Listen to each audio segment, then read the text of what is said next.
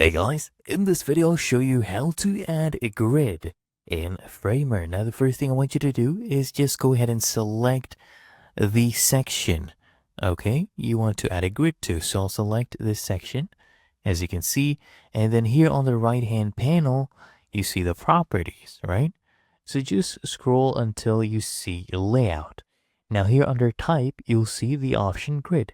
All you need to do is select grid, and now it has made it into 2 columns and 2 rows. This is the default. If you want, you can reduce the number of columns. You can see only 1 column, but 2 rows. Or I can bring this one back and reduce the number of rows.